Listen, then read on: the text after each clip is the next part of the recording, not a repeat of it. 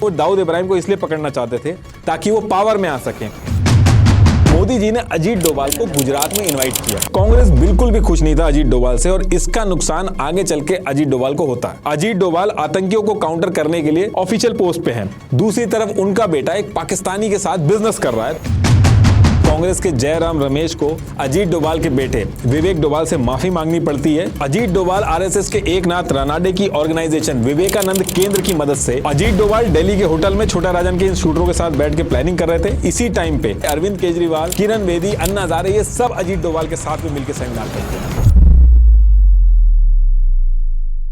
देखिए 20 जनवरी 1945 का दिन था और इस दिन उत्तराखंड के पौड़ी गढ़वाल में, जहां मेजर जीएन डोभाल रहते थे, इनके घर में अजीत डोभाल जी का जन्म होता है। और अजीत डोभाल के जो फादर थे वो मेजर थे आर्मी में और इनकी जो मदर थी वो यूपी के फॉर्मर सीएम एचएन बहुगुणा की चचेरी बहन थी। अब क्योंकि इनके फादर आर्मी में थे तो आगे चल के उनका ट्रांसफर राजस्थान में हुआ, तो अजीत डोभाल जो थे वो भी वहीं अजमेर राजस्थान के इंडियन मिलिट्री बोर्डिंग स्कूल से ही अपनी स्कूलिंग पूरी करते हैं। और फिर इसके बाद ईयर 1967 में इन्होंने आगरा यूनिवर्सिटी से इकोनॉमिक्स में मास्टर डिग्री ली और उसके अगले ही साल ईयर 1968 में यूपीएससी का पहला अटेम्प्ट दिया और पहले ही अटेम्प्ट में यूपीएससी क्रैक कर दिया।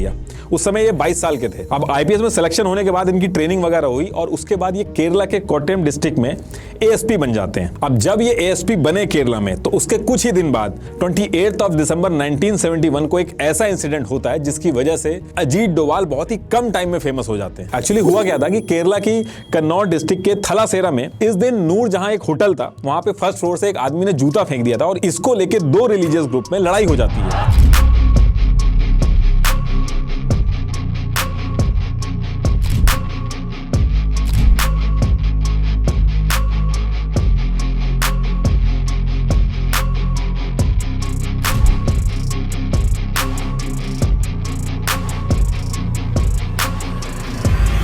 फिर इस एरिया की सिचुएशन इतनी ज्यादा खराब हो जाती है कि दंगे स्टार्ट हो जाते हैं, लूटपाट शुरू हो जाती है। दोनों ग्रुप्स ने एक दूसरे की दुकानें जलाना, सामान लूटना शुरू कर दिया था। बात इतनी बढ़ गई थी कि इस एरिया में पुलिस तक जाने से डर गई थी। अब ऐसे में उस टाइम पे कांग्रेस की गवर्नमेंट थी और कांग्रेस के जो होम मिनिस्टर थे के करुणाकरन, इन पे बहुत ज्यादा प्रेशर हो गया था। तो ये एक ऐसे ऑफिसर को ढूंढ रहे थे जो इस एरिया में जाने से ना डरे, निडर हो और कैसे भी करके इन दंगों को रोक दे। तो उस टाइम पे जो सीनियर ऑफिसर थे उन्होंने बताया कि एक नया ऑफिसर आया, वो बहुत ही शार्प माइंडेड है और निडर है, तो वो इस काम के लिए सही रहेगा। तो जो सीनियर थे उन्होंने अजीत डोभाल का नाम सजेस्ट किया। तो इस सारे सीनियर ऑफिसर्स की बात मानते हुए के करुणाकरन जो थे, इन दंगों को रोकने की जो जिम्मेदारी थी वो अजीत डोभाल को दे देते हैं। और अजीत डोभाल इंस्ट्रक्शन मिलते ही 2 जनवरी 1972 को इस एरिया में पहुंच जाते हैं और जहां पहले ऑफिसर जो थे जो जाने में डर रहे थे, अजीत डोभाल पूरे एरिया में घूमने लगते हैं। अजीत डोभाल पूरे एरिया में घूम घूम के छोटी से छोटी जो डिटेल्स थी उनको कलेक्ट करना स्टार्ट कर देते हैं। अजीत डोभाल ने डायरेक्ट फोर्सेस का यूज करने की बजाय स्ट्रेटेजिक इंटेलिजेंस गैदरिंग टेक्निक का यूज किया। इन्होंने सिर्फ उन्हीं एरियाज में हैवी पुलिस डिप्लॉय की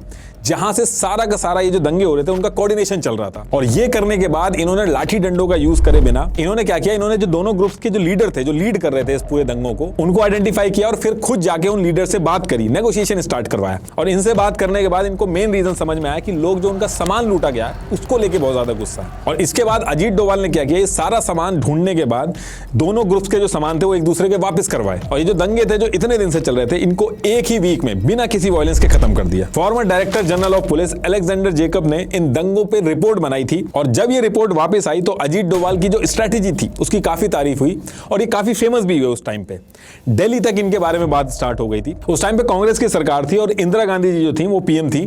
तो कुछ ही महीनों में अजीत डोभाल को केरला स्टेट से निकाल के दिल्ली बुला लिया जाता है और मिड 1972 में ही इनको इंटेलिजेंस ब्यूरो यानी आईबी के डायरेक्ट ऑपरेशन विंग में ऐड कर दिया जाता है ताकि ये पूरे इंडिया के जो ऑपरेशंस हैं उनमें पार्टिसिपेट कर सके। और यहीं से अजीत डोभाल जो हैं वो जासूसी दुनिया के अंदर एंट्री मारते हैं। और सेम ईयर में अजीत डोभाल शादी भी करते हैं और आगे चल के इनके दो बेटे होते हैं, विवेक डोभाल और शौर्य डोभाल। अभी ये जो दोनों बेटे हैं इनकी भी स्टोरी भी आएगी आगे। तो अब इधर दिल्ली के अंदर अजीत डोभाल अपने आईबी के जो ऑपरेशन थे उनके लिए अपने आप को प्रिपेयर करना स्टार्ट करते हैं। वहीं दूसरी तरफ मिजोरम को लेकर इंदिरा गांधी बहुत ज्यादा परेशान हो गई थी। एक्चुअली हुआ क्या था कि उस समय मिजोरम जो था वो असम का ही पार्ट था, वो अलग स्टेट नहीं था। तो मिजोरम का जो एरिया था वहां पे सूखा पड़ने की वजह से लोग 1.5 लाख रुपए का कॉम्पनसेशन मांग रहे थे और ना मिलने पर एक लाल डेंगा नाम का आदमी था, उसने Mizo national famine front MNFF बनाया और फिर आगे चल के इसका नाम मिजो नेशनल फ्रंट MNF कर दिया।